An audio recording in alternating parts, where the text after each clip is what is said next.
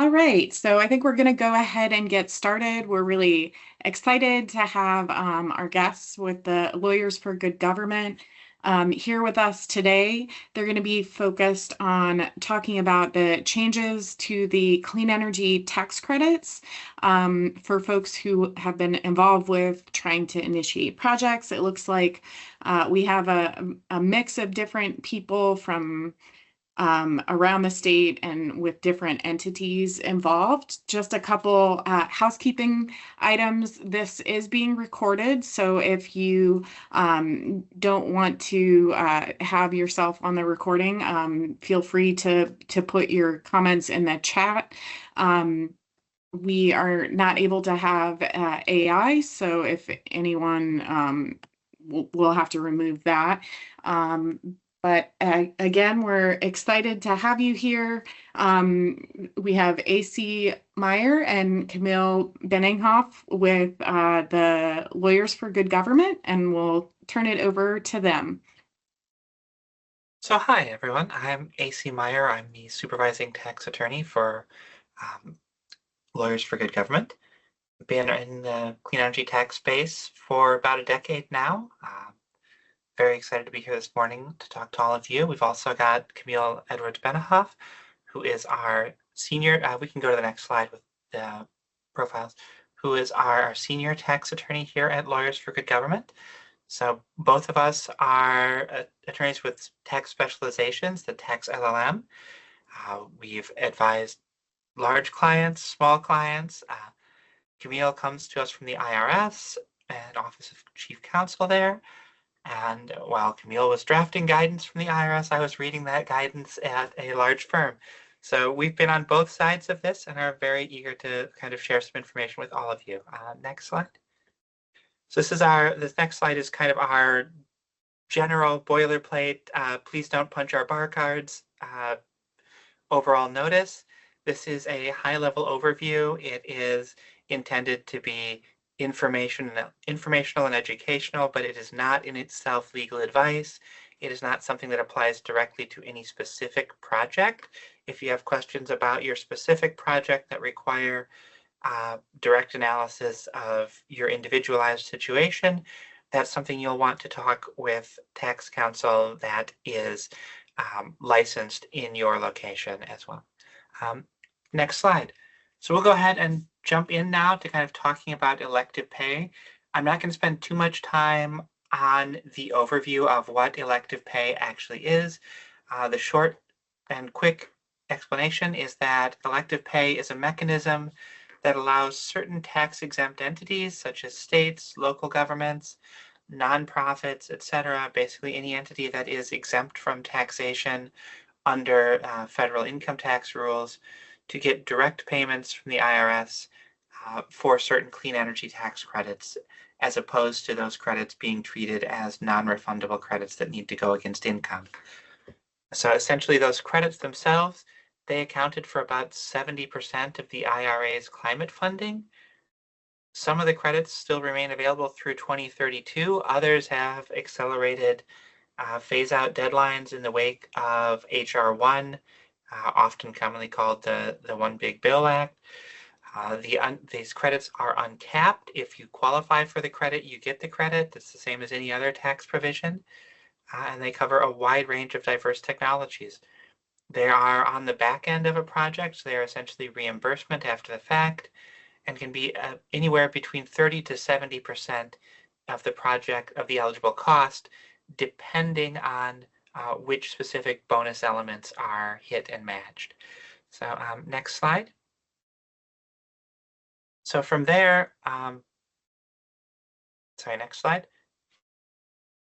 So the H.R. 1, that bill came in and made a lot of changes to the tax credits. If we can get to the next, okay, there we go, perfect. Yeah, sorry, it was sorry, not no worries. cooperating.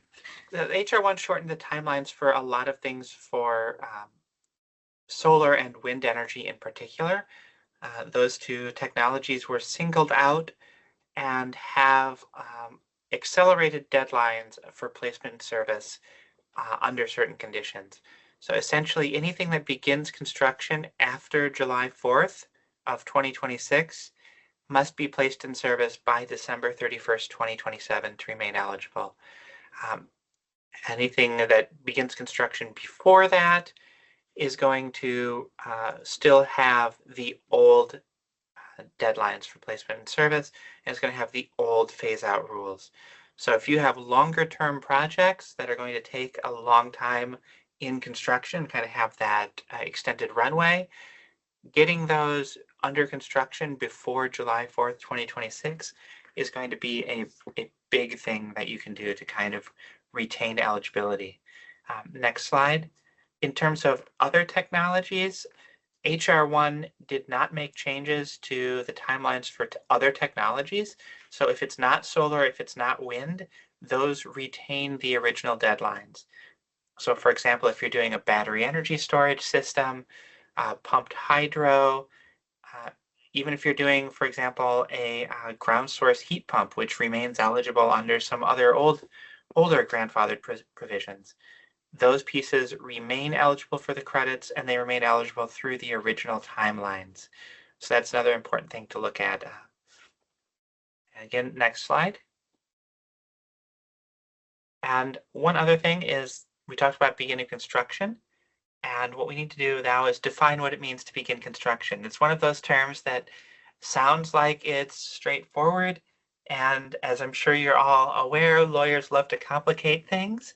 And so what's happened here is that we have essentially tax court decisions going back into the 60s, creating nuance and guidelines around what it actually means to begin construction for these purposes.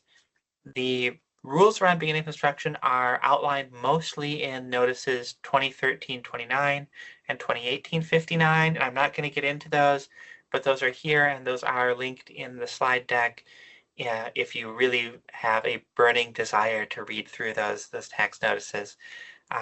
And because those are both older notices from 2013 and 2018, we also include the notice that makes sure that those apply to the newer code sections for the newer credits, which is notice 2022-61. But again, all that one does really is say you can continue to use the old rules. And there are essentially two methods to begin construction. One is the physical work test, which says that when physical work of a significant nature is performed on the eligible property or eligible facility, the date that work is first performed is the date that construction begins.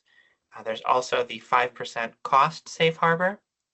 And what that says is when 5% of the total cost of eligible property is paid or incurred on the date that 5% threshold is reached, construction is considered to have begun.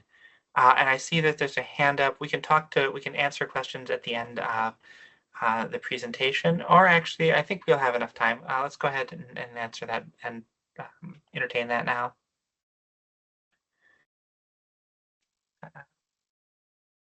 So, Roger, if you would like to come off of mute, feel free.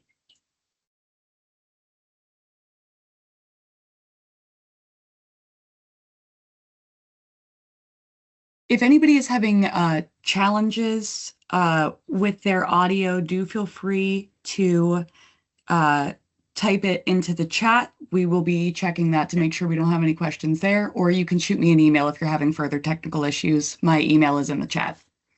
Well, and we'll keep going here. We can answer that in the Q&A period at the end. There we go. I got it. Oh, there we go. The most recent IRS guidance, the 2025-42. Yep, we'll talk about that. Okay, that good, comes in a couple of slides. Yep. Excellent.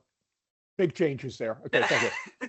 It changes it a little bit, not really significantly, but so we have these two methods, the physical work of significant nature and the 5% cost. One of the important things to remember with 5% costs is that is total costs as evaluated at the end of the project and not 5% of cost estimates. So we have seen in practice that what most entities will do is when they're looking at estimates, when they're looking at what they anticipate costs being for safety, they will choose to use either 7%, 10%, in some cases 12 or 14% of the estimated costs as a way of hedging against the potential for cost overruns. because if your project goes 50% over budget and you were right on that 5% threshold, what happens at the end is they say, well, that original 5% was 5% of the estimate, so that date is not the beginning of construction. And we've seen situations where that moved beginning of construction from 1 year to the next year, and otherwise created eligibility issues. So it's important to remember that that 5% is evaluated based on total cost and not on estimated cost. But that is relatively easy to mitigate simply by using a larger percentage for your own estimates. And that's going to be kind of an individual decision on the business level of how confident you are in your estimates and based on historical risk acceptance, kind of where you're at, where your organization is there. In both cases, once you've started work, you have to show a continuous program of construction with progress towards completion in order to preserve that start date. So you can't just do some work, abandon the project for 10 years, and come back and say, yeah, we started way back then. There is a safe harbor which says that if a project's eligible property is placed in service by the end of the calendar year, that is 4 years after beginning of construction. So in practice, that typically works out to slightly more than 4 years. If you're placed in service within that time span, they assume that progress has been continuous and there's no need to prove that there's been continuous progress. If it takes longer than that period and you're audited, you will have to show in that audit evidence that you were continuously under construction and document any delays that were outside of your control. We can go to the next slide here, which will talk a little bit more about those procedures and what continuity does. So in order to establish and demonstrate continuity, things such as, in general, paying or incurring additional amounts, including additional total costs, entering into binding written contracts with suppliers for components, obtaining necessary permits, performing additional physical work. Those are all items that can be used to show that you are continuously embarking on this program of construction. In general, delays that are outside of the property owner's control don't cause a failure of the continuity requirements. So for example, natural disasters, if a hurricane comes through and knocks everything down and it takes several months to bring things back up, that is not going to count against your continuity requirement. You obviously didn't go out and cause the hurricane. Similar things like if there are delays, the government is just dragging its feet on issuing permits, that's an allowable delay. Supply shortages, financing issues, those are also allowable delays. One of the biggest things we've seen in terms of allowable delays was, of course, the COVID pandemic, when we had labor shortages and everybody was kind of locked down. That period was a very extended allowable delay, but those are the types of things that typically will not cause issues. It's just a matter of documenting that they're happening. So for example, if a government agency is taking a long time to issue a permit, it's a matter of just documenting every time you're sending those emails. Documenting the delays is critical, especially if you are anticipating that a project will get close to that 4-year window, because it's a lot easier to document them as they occur, as opposed to you realize you've gone past that safe harbor continuity window, then you have to go back and build it retrospectively. We've all been in those situations, and I know, at least personally, when I'm in those situations, I am really cursing past me. So I strongly advocate all the time for trying to do what I can to make sure that future me likes me right now. Next slide. So again, with the solar and wind safe harbors, there is some special guidance, which was discussed earlier already by Roger. We talked about that, and I really appreciate Roger being on top of that. That's great. We love it when people are out there looking at what's going on and are engaged. So that is great news. Roger, you're at the front of the class here. But the recent guidance with solar and wind only, for purposes of determining whether that 2027 placement and service date applied, there are special rules. And again, these are only with respect to determining whether or not those accelerated placement and service dates apply, which makes this a very narrow ruling. and a very narrow bit of guidance here.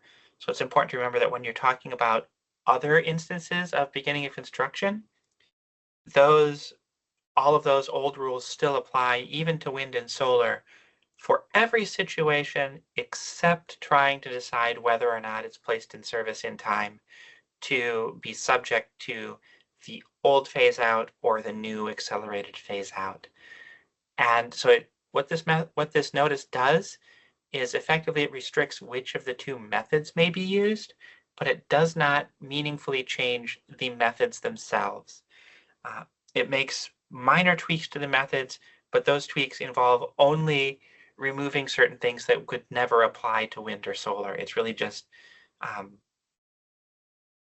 targeting certain things and making it specific to wind and solar. So the actual methodology will not change, but what it does impose is this requirement that solar property that is over 1.5 megawatt in nameplate capacity, and any wind property, regardless of the nameplate capacity of that wind property, must use the physical work test to establish beginning of construction and cannot use the 5% safe harbor.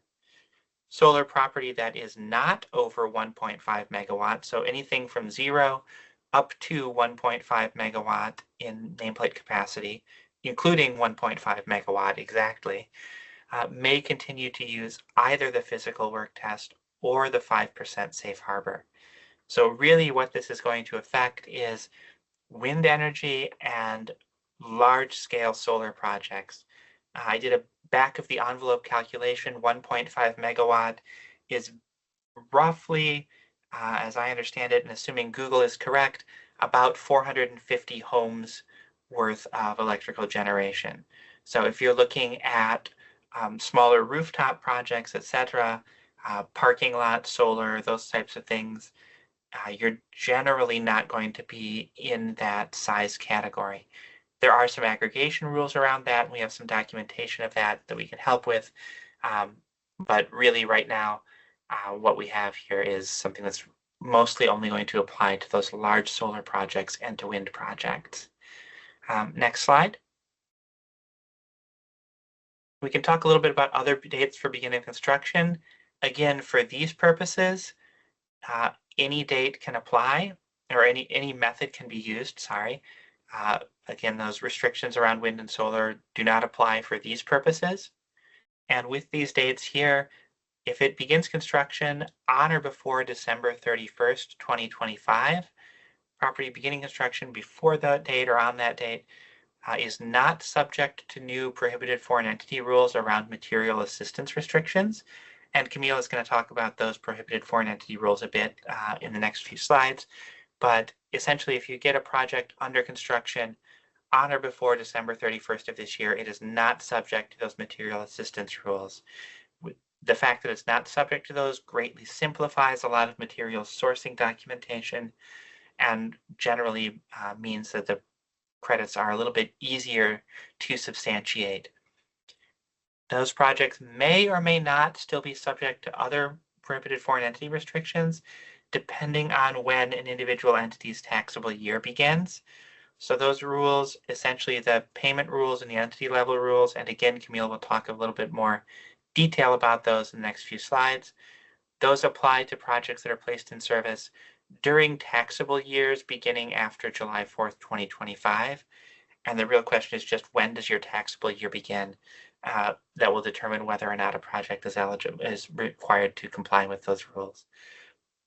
For projects that begin construction between January 1st, 2026 and July 4th, 2026, inclusive of those dates, must comply with the material assistance restrictions and may or may not be subject to the other prohibited foreign entity restrictions, depending on your taxable year. Anything that starts construction after July 4th, 2026 is going to be required to comply with all PFE related restrictions. So the material assistance rules, the payment rules, the entity level rules, all of that will apply to projects and properties that begin construction after July 4th, 2026.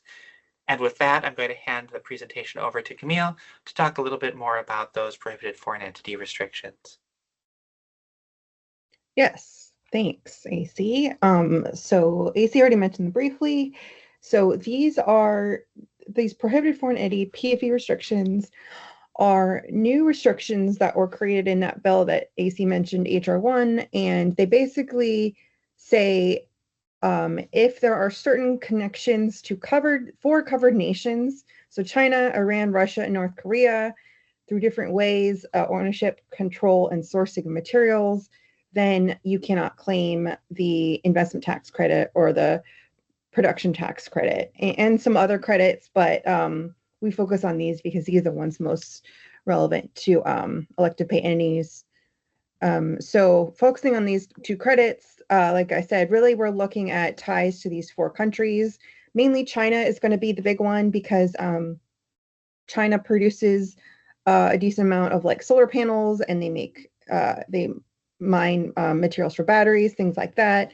So for a lot of these rules, probably China is going to be the biggest area of concern, but of course we need to make sure, because all 4 countries are considered covered nations. And like AC mentioned, there's like 3 buckets of rules. There's entity level rules, and they look at the ownership and control of the entity. And here we mean the entity is the one that wants to claim the credit. So for elective pay, that means the school district, the city, the nonprofit, that entity. They need to look at their ownership and control. There are payment rules that look at payments made under contracts for the facility or property. And then material assistance rules look at sourcing of the materials for the property and facility, basically saying, materials can only a certain percentage of materials can come from prohibited foreign entities. And I'll get into more detail on the next couple slides of what all these rules mean. But timing is important to understand, because the first 2 rules, the entity level rules and the payment rules, start to apply in the entity's first taxable year, beginning after July 4th of 2025. That's the date the bill was enacted. So it's important to understand the entity's taxable year and when they want to claim a credit, to understand when the rules begin to apply. And quick primer, a taxable year is when you file the tax return. It's either the calendar year or based on your fiscal year. And so the example on the slide is, if your taxable year is August to July, the first taxable year beginning after July 4th, 2025 began August of this year, right? And because of the July 4th date being the important date, for entities whose taxable years begin August through December, these 2 rules apply in 2025. If you're in the group that's January through July, these rules don't begin to apply until your taxable year beginning in 2026. And so that's important to understand. Also, really important, violating one of these rules means you can't claim the credit. It's not you have to violate all 3. So any one of them could affect your eligibility for the credit. So you do have to keep track of all 3. And another thing to keep in mind is that these rules apply to the investment tax credit and the production tax credit, the new tech neutral credits under 40E and 45Y. They do not apply to the legacy credits under 45 and 48. And so basically these apply if your project has begun construction January 1, 2025 or later. So that's another thing to keep in mind, is which credit you want to claim based on beginning construction. So you kind of have to have a lot of moving parts that you have to keep track of for these rules. But we, of course, are here to help. And let's go to the next slide, and I'll get into more detail the entity level rules. So again, this rule is one that starts to apply your taxable year beginning after July 4th of 2025. And a prohibited foreign entity is a specified foreign entity or a foreign influence entity. So there's 2 things. Now, the specified foreign entity, I'm not going to get into that too much because it's tends to not apply here for elective pay, but of course, please keep this in mind.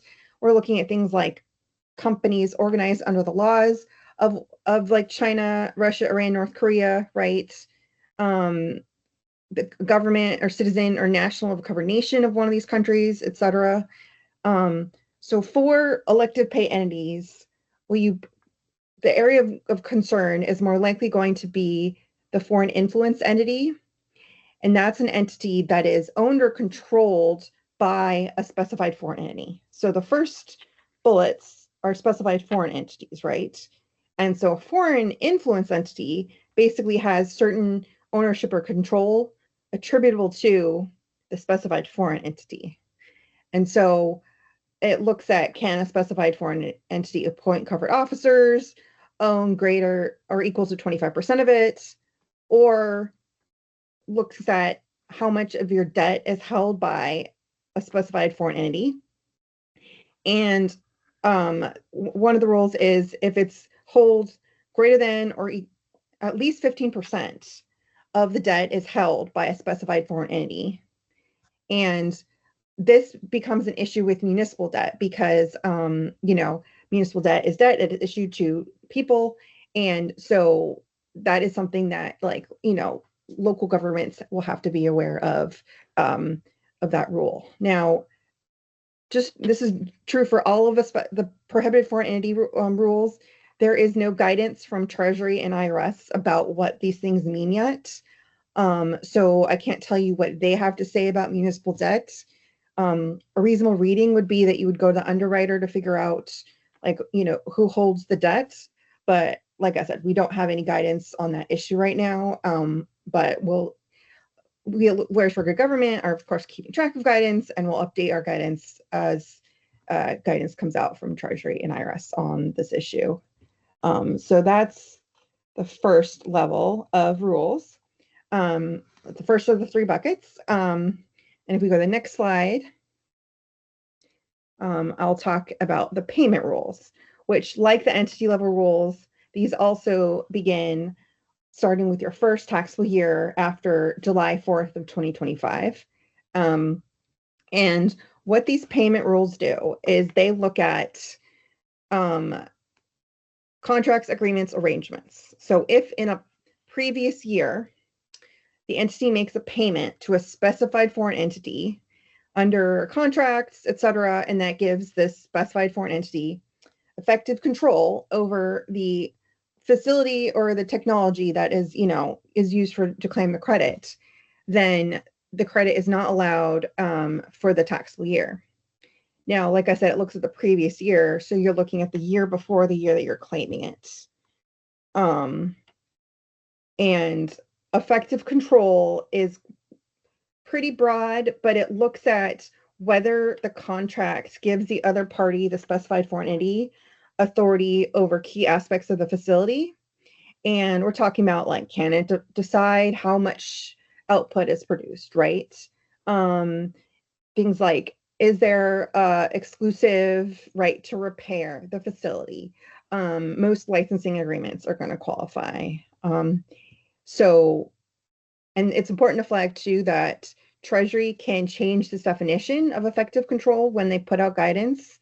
So what the definition of effective control I'm talking about is in HR 1, the statute, but it does say that Treasury and IRS can provide a definition. So for now, that's what we're looking at. Things like I said, exclusive right to repair, looking at licensing agreements, but it is pretty broad. Unfortunately, effective control is. And another thing to flag is that for the investment tax credit only, if you claim that investment tax credit, the taxable year after July 4th, 2027, taxable year beginning after July 4th, 2027, there's also a recapture if you make these effective control payments in the 10 years after you place in service. So basically what it's saying is if, in later 2027 or later, you are making these effective control payments, the IRS gets that money, it disqualifies from you from the credit and then you have to repay that credit. But it only applies to the investment tax credit, not the production tax credit. And like I said, we don't have guidance on any of these issues yet for this matter, but these are the rules right now. And an example of when this applies is if your taxable year is August through July, and you claim the credit during August 2025 through the July 2026. So for that purpose, you need to look at the payments made under contracts in the taxable year before that taxable year. So we're talking August 2024 to July 2025. So you basically are looking back at payments made under contracts and whether these contracts are to a specified foreign entity and whether they give it effective control. So you would have to look at that. And it effectively means that you're looking at contracts that have already been entered into, right, before the statute even was passed. So something to keep in mind. But next slide. Okay, so this is the third of three, but and last not least, but these are the material assistance rules. And unlike the first two buckets of rules, unlike the entity level and payment rules, the timing on this does not hinge upon when your taxable year begins. Like AC mentioned, these rules apply if your project begins construction after December 31st, 2025. So if your beginning construction is January 1st, 2026 or later, then these rules apply. So to say it another way, if you begin construction by the end of 2025, you can avoid application of these material assistance rules. And like AC mentioned, even under the most recent beginning construction notice, both physical work tests and the 5% safe harbors apply for any technology. For this purpose, the solar wind distinction doesn't apply because that the new notice for beginning construction was very limited to the when the credit, like the termination of the credit, not material assistance rules. And so for material assistance rules, we're looking at sourcing of the materials that go into your facility or property, your solar panels, whatever it is, it's the underlying property or facility for your credits. And here, basically, there has to be at least a minimum specified percentage of components produced by companies that are not a prohibited foreign entity used to make your facility or property. And this percentage, it was what's called the material assistance cost ratio. And that is a formula set in statute that we have up here that looks at basically the non-PFE products over the total product costs to get a percentage. And important to flag here, this rule is not made in America.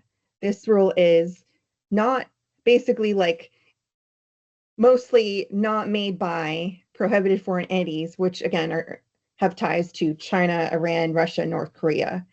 So it looks at who makes the materials and not necessarily where they were produced. So this is an important thing to flag because there are some other rules for credits and other things that look at where something is made, but these rules are who makes the credit. What is the company that owns the plant that produces the solar panel, for example. And so, like I said, there's a material assistance cost ratio, and basically you have to be less than the threshold percentage ratio.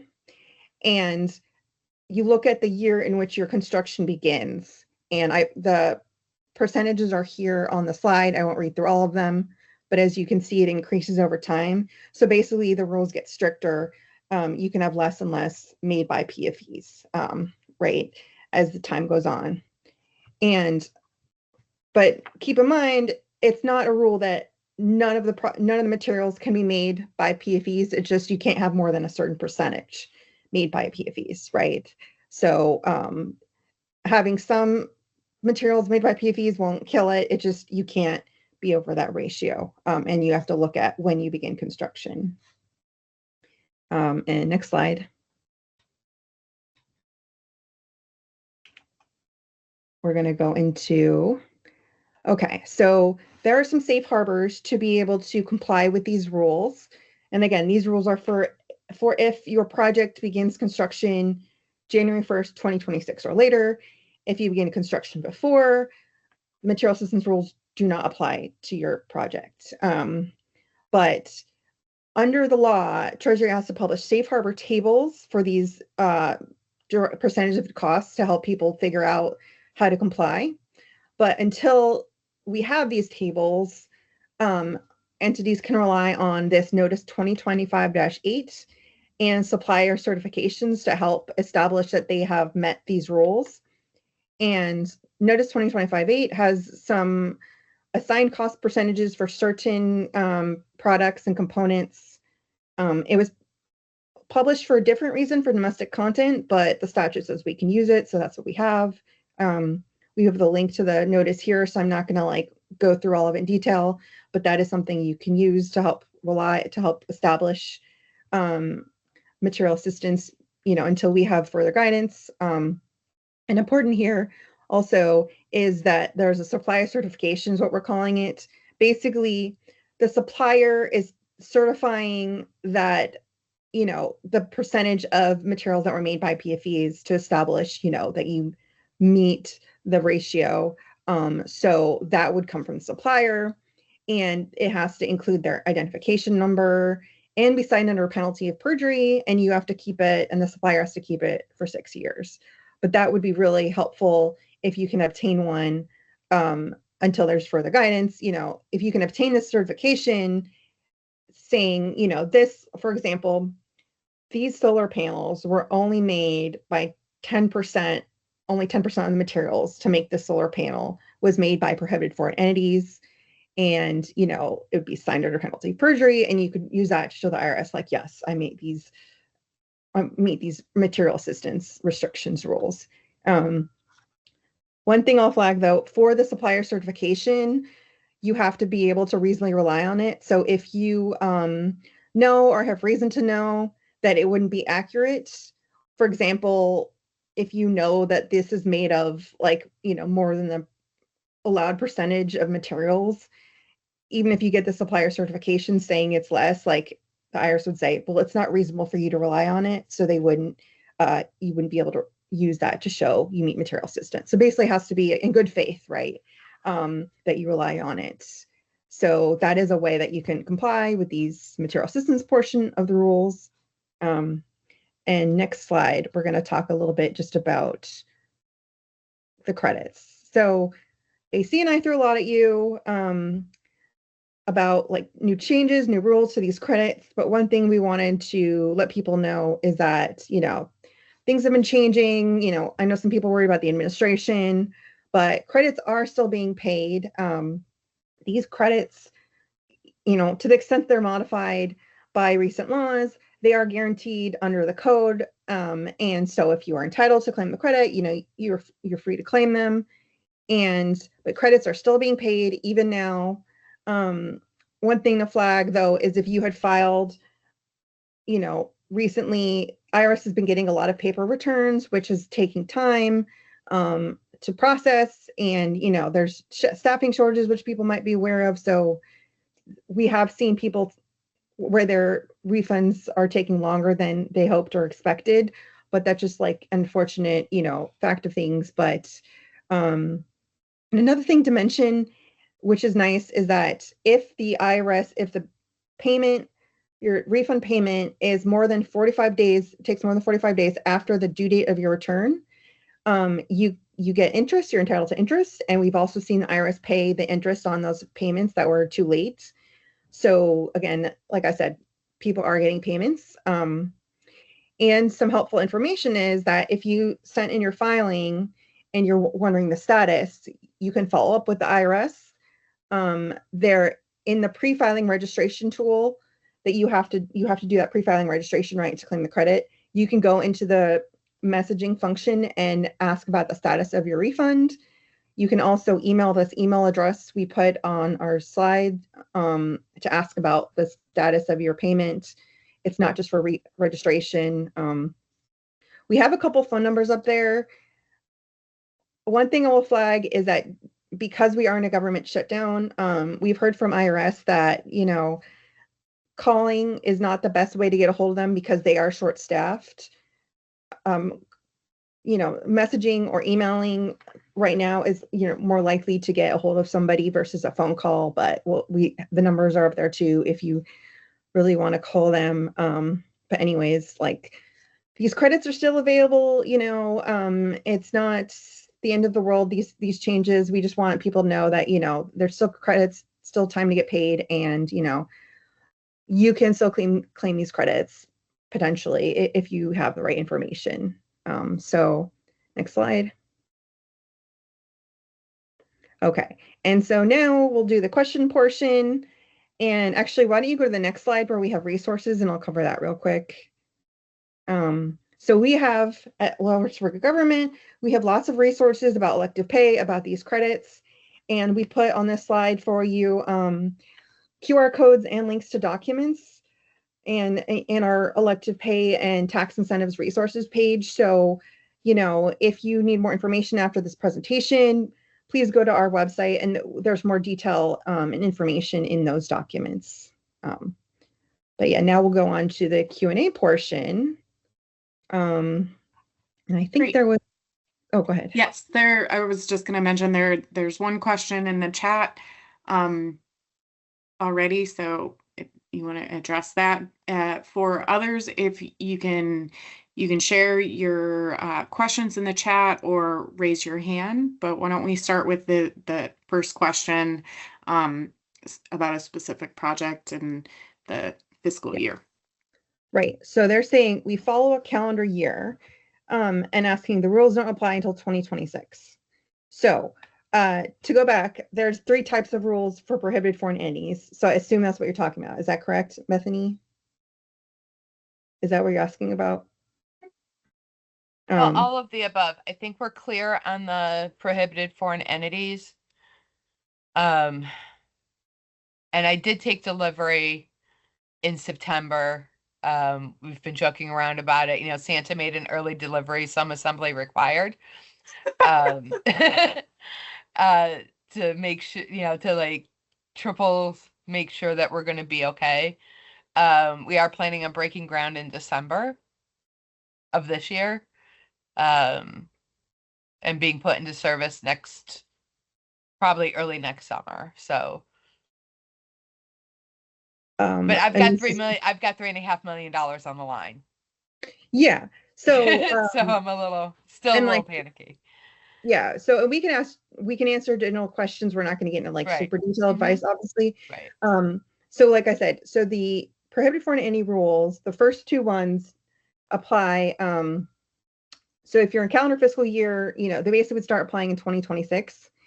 And the rules, and when they start to apply in terms of, look at when you're claiming the credit, right? So if you're claiming the credit in, let's say, 2026, both those rules, the entity level rules and the payment rules apply. And then the question is, right, do the material assistance rules apply? And like we said, if you can begin construction before 2026 under either method, because both are available for PFE purposes, then you avoid material assistance rules. Now, it's important to document that you have met the beginning construction rules, right? Because if IRS comes back and says, well, why don't you have certificate about your materials, right? You would say, no, look, here's all my documents, assuming you can meet beginning construction. And one important thing is it's the sooner of meeting either the 5% safe harbor or physical work. So if you happen to be able to do one before the other, you would just use the earlier date. Okay. Does that help? Yep. Great. Well, good luck. Thanks. And Roger, if you want to come off mute. Sure. Thank you very much. Thank you for this presentation today. Very helpful. I'm encouraged to hear that the IRS is still making elective payments because I'm very concerned about a number of things. I've heard, for example, that the IRS hasn't even bothered to update their web pages on this. So you see the old IRA rules, not newer things. The for the energy communities, the National Energy Technologies Lab used to have a website that would pinpoint energy community locations on the various criteria. That's been taken down, it's no longer available. So is the energy community adder still possible? Domestic content, I haven't looked into that recently, but I don't know if the Notice 2025-08 takes care of that, because originally under IRA, there was the secretary was going to make some pronouncements about the availability of technology. I would guess this might do that, but I'm just concerned that, given the administration's opposition to solar and other renewable energy, if there's not a possibility that all of this is just going to get ignored or frustrated or monkey wrenched, and it's almost irresponsible for us to advise anybody that this is still a real operating program. At least we ought to wrap any advice in a huge red flag that says, be cautious, there are new rules, they've not even been finalized in many cases. The opportunity for mischief is great. What do you think about all of that? Well, The credits are ahead. in statutory law, so there's not a lot that they can really do that would make the credits suddenly unavailable. They can thwart things in terms of, not having easy access to resources on websites. But in terms of outright saying we're just not going to honor the credits, I think when we get to the point where they're saying we're just going to fully ignore statutory law, there's a lot more problems beyond just whether you're getting tax credits. I think at that point, it's a much different situation and a much different world. I think we're in that world. We're in that world already in terms of the president's authority to impound congressionally approved budget dollars. And so this would be very similar to that. But anyway, I'm sorry, go ahead. No, the thing is, Treasury has not given any indication that that's what's happening. Yeah. They are continuing to pay things out. They're continuing to pay out interest on late payments. So as those late payments, if it's taken them a long time to process a return, they are still paying interest on that if they've gone beyond the beyond the 45 days past the filing deadline. So not only are they continuing to honor the code as it's written, as the statutory law requires that they do, they are also paying the interest on top of that, which again is also statutorily required, but which a lot of entities don't necessarily know about and have not specifically asked for, and they are still automatically paying that as a matter of course. These tax credits, to make substantive changes to what the credits are, would take another push for a bill through Congress.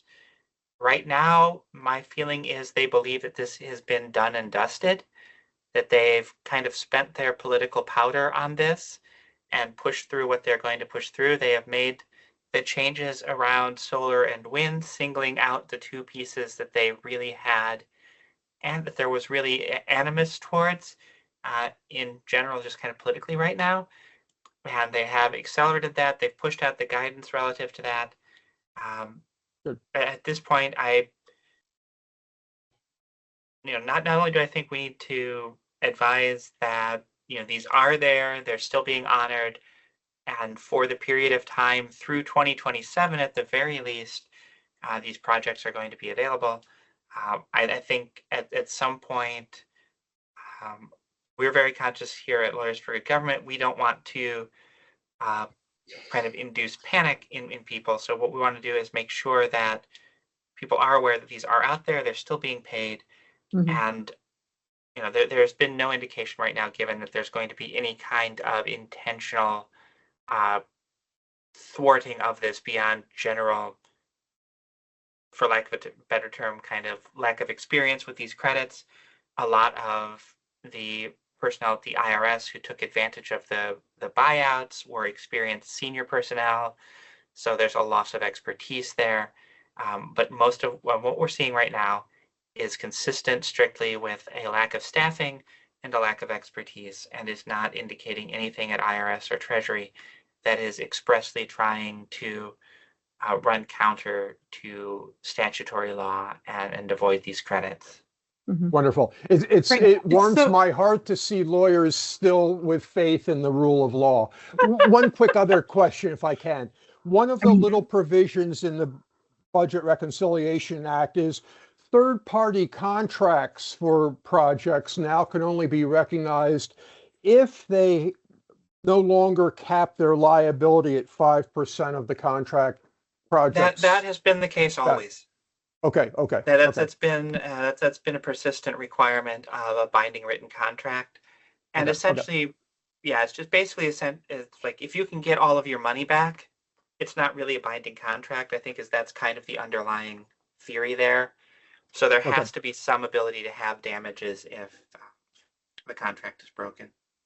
I saw and that we're applied elsewhere. I didn't realize it was been applying to this one. Okay. Yeah, good. no, it's always been consistently here. Okay. And we're going Thank to you. move on to other people, but one thing I want to add on the concern is that, first of all, writing guidance for new laws takes time. So I want people to keep that in mind. Like, I worked on that other side for 7 years, and you don't like magically have a guidance on a new rule like the day after. But also, we at Lawyers for Good Government, we are on top of it. We have like all the, we have our guidance documents that you can go to, and you can reach out to us for questions. And if websites have been down, we are even finding like the archive version of websites. So anyways, I would say, feel free to reach out to us if you have questions about things, but the bonus adders are still available, like credits are still available, as I mentioned, and AC really well covered that, credits are still being paid. So why don't we go on to, I think someone else had a question. Yeah, so we've got a question there in the chat and another raised hand. So if you want to tackle the question in the chat first, nonprofit church in the process. So Kelly is asking about when you apply. We didn't get into too much, but I'll answer this briefly. So elective pay is available to all the qualified entities like nonprofit churches. What happens is after you look at when you place in service, and you claim the credit for the year in which you place in service.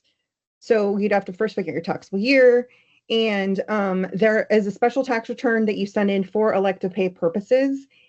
And we have all that information on our website about like how to apply and things. So I don't want to spend too much time on it. I would just say like come to our website, and you can also reach out if you have more questions. But and I think you guys had a previous webinar covering that, but we have lots of resources about elective pay and explaining it. So yeah, hope that helps.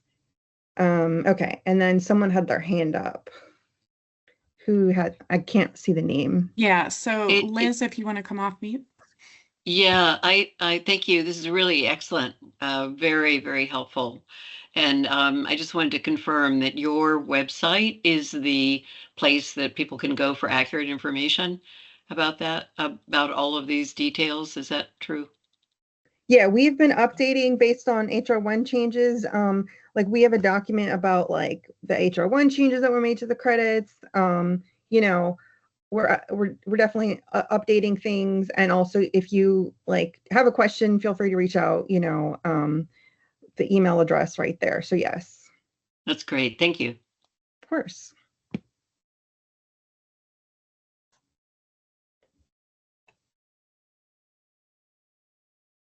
Oh, and Colleen put our website in there. Thank you, Colleen. And yeah, we have, if you don't like the QR codes, the links are on the slide too. And I think the slides will be distributed after. Is that correct? Yeah, we will, at the conclusion of this, we'll be putting the recording up on the website that Sarah shared and get that out to folks.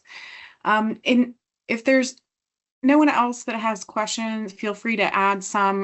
One question that might be useful for folks to think about is if there will be a centralized database or registry of prohibited entities that organizations can reference.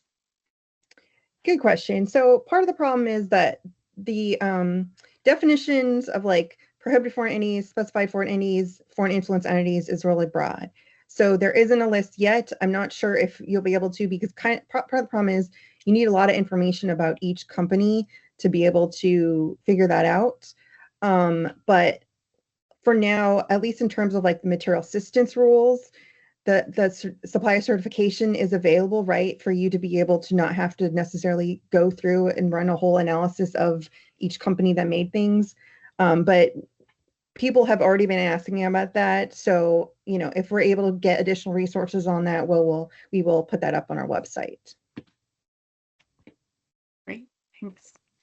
Does anyone have any other questions?